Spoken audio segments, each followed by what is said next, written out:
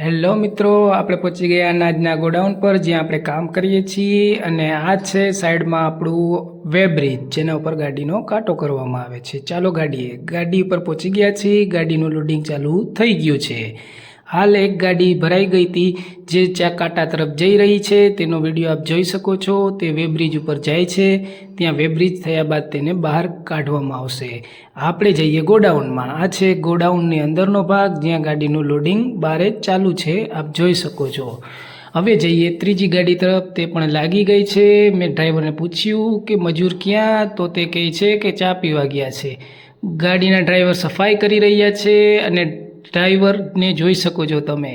મજૂર ચા પીને આવી રહ્યા છે તે સામના તરફ તમને જોવા મળે છે.